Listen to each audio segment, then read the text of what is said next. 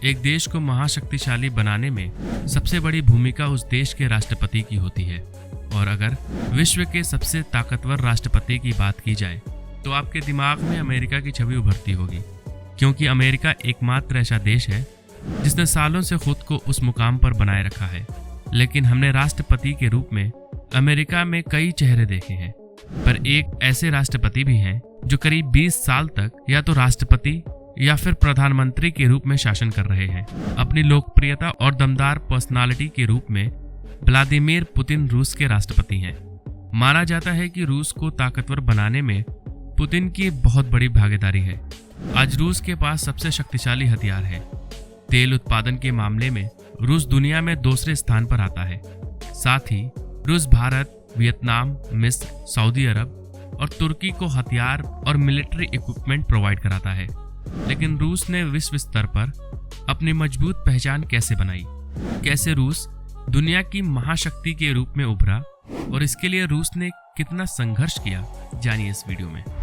रूस 16वीं शताब्दी से पहले इतना ताकतवर नहीं था, बल्कि 13वीं शताब्दी में रूस पर मंगोलियों ने आक्रमण किया और करीब 200 वर्ष तक रूस पर मंगोलियों का शासन रहा। बाद में 5th सेंचुरी में इवन द ग्रेट ने रूस को मंगोलियों के शासन से आज़ादी दी। इवन द ग्रेट को एक सनकी राजा के तौर पर भी देखा जाता है, जिसके बाद सन 1613 में माइकल ऑफ रशिया ने रूस के शासन की कमान अपने हाथ में ली। माइकल ऑफ रशिया ही वो राजा है जहां से रूस के विकास की कहानी शुरू हुई, क्योंकि माइकल ऑफ रशिया से ही रूस को एक ऐसा राजा मिला जिसने आने वाले सालों में रूस की काया ही पलट दी। 1642 में माइकल ऑफ रशिया के पोते पीटर द ग्रेट रूस को प्रगति की ओर ले गए। माइकल ने 1645 तक रूस में शासन किया, जिसके बाद पीटर द ग्रेट एक तानाशाह शासक के रूप में रूस पर राज्य करने लगे। पीटर द ग्रेट राजतंत्र का समर्थन करते थे, साथ ही वो पूरी दुनिया पर रूस का वर्चस्व कायम करना चाहते थे। उस समय एशिया देश का प्रभाव रूस पर ज्यादा था, लेकिन पीटर द ग्रेट को यह बिल्कुल पसंद नहीं था, क्योंकि पीटर जानते थे कि एशिया देशों के मुकाबले यूरोप के देश ज्यादा तेजी से विकसित हो रहे हैं। इसलिए पीटर चाहते थे कि यूरोप देशों की तरह ही रूस की गति भी तेज हो। इसलिए पीटर ने 1997 में यूरोप के देशों की यात्रा की, जिसमें सबसे पहले वो हॉलैंड, जो आज नीदरलैंड कहलाता है, में गए। वहां की तकनीक और भूगोलीय नजरिए को देखकर पीटर हैरान थे। पीटर ने वहां से बड़े जहाज और भूगोलीय ज्ञान प्राप्त किए। इसके साथ ही पीटर ने इंजीनियर और निपुण कारीगरों को यूरोप से रूस बुलाना शुरू किया। वहीं यूरोप से शिक्षकों को भी बुलाया गया, ताकि यूरोप की तकनीक को रूस में भी सक्रिय या सिखाया जा सके। लेकिन कुछ समय बाद ही रूस में कुछ लोगों ने बगावत शुरू कर दी, जिसमें मुख्य रूप से स्ट्रेसली नाम का एक व्यक्ति था। स्ट्रेसली नहीं चाहता था कि पश्चिम देशों का प्रभाव रूस पर पड़े, लेकिन जैसे ही इस बगावत की आग सुलगने लगी, पीटर ने इस पर तुरंत एक्शन लिया और करीब 200 लोगों को सूली पर चढ़ा दिया और 5000 लोगों के सर धड़ से अलग करवा दिए। भविष्य में ऐसा कोई रूढ़िवादी समूह ना उभरे, इसके लिए पीटर ने एक सभा का आयोजन किया, जिसमें रूस के बेहतरीन लोगों को शामिल किया। लेकिन रूस के आगे एक समस्या थी, और वो थी रूस के चर्च। उस समय गिरजाघर बहुत ही ताकतवर माने जाते थे, क्योंकि लोग चर्च को बहुत मान्यता देते थे और उनके अनुसार भी चलते थे। यह बात भी पीटर को पसंद नहीं थी। वो पूरे रूस में अपने आप को सुप्रीम बनाना चाहते थे, जिसके लिए पीटर ने नास्तिक होने पर दबाव डाला और इससे चर्च का वर्चस्व भी खत्म होने लगा। अब पीटर युद्ध और व्यापार में आगे बढ़ना चाहते थे।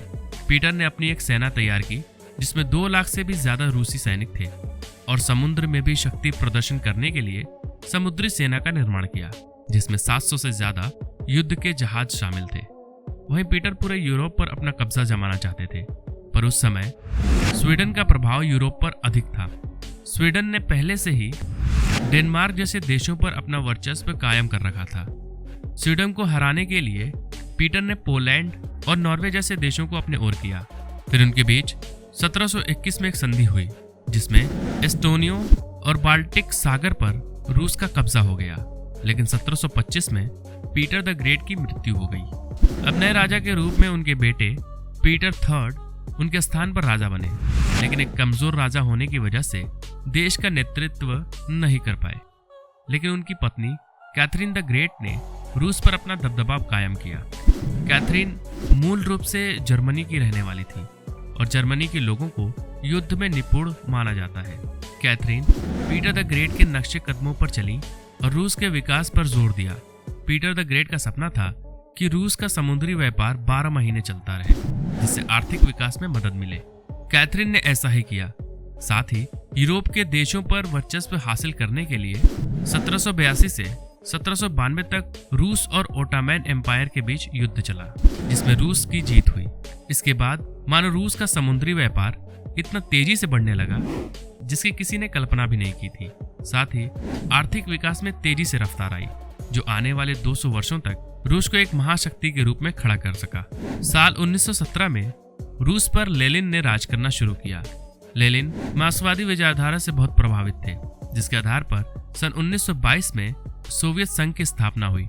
सोवियत संघ एक ऐसा संगठन था जिसमें यूरोप के कई देश शामिल थे, लेकिन लेनिन के बाद स्टेलिन ने सोवियत संघ की कमान संभाली। सोवियत संघ का मकसद था कि बाकी देश जितना 100 साल में विकास करेंगे उतना हमें 5 सालों में करना है, और इसीलिए स्टेलिन पहली 5 वर्षीय योजना लेकर आए। सोवियत संघ में क्रांतिकारी रूप से विकास होने लगा। आने वाले सालों में रूस और अमेरिका ने मिलकर वर्ल्ड वॉर 2 में जर्मनी, फ्रांस और जापान जैसे देशों को हरा दिया। लेकिन अमेरिका और रूस के बीच बात तब बिगड़ी जब अमेरिका ने जापान पर परमाणु आक्रमण किया। इससे सबसे ज्यादा रूस बेचैन हो गया, क्योंकि अब अमेरिका को महाशक्ति के रूप में देखा जाने लगा, जो रूस को रास नहीं आया। और अमेरिका को पीछे छोड़ने के लिए रूस ने शीतयुद्ध की शुरुआत की, पर रूस इसमें नाकाम रहा और यूएसएसआर का 1991 में विघटन हो गया। लेकिन रूस ने हार नहीं मानी और एक के बाद एक लीडर रूस में उभरे और अर्थव्यवस्था को सुधारने की कोशिश की। लेकिन रूस को गतिशील बनाया पुतिन ने। पुतिन एक ऐसे लीडर के रूप में उभरे जिन्होंने रूस की अंतर्राष्ट्रीय मंच पर पहचान बनाए रखने में मदद की। पुतिन के शासनकाल के दौरान रूस ने तकनीकी हथियार और व्यापार में देश को मजबूत बनाया। आज रूस के पास जो टेक्नोलॉजी है वो अमेरिका और जापान के पास भी नहीं है। रूस पहला ऐसा देश है जिसने स्पेस में एक जीव को भेजा जो एक कुत्ता था, जिसका नाम लाइका था। इसके बाद पहले स्पेस यात्री भी रूस के ही थे।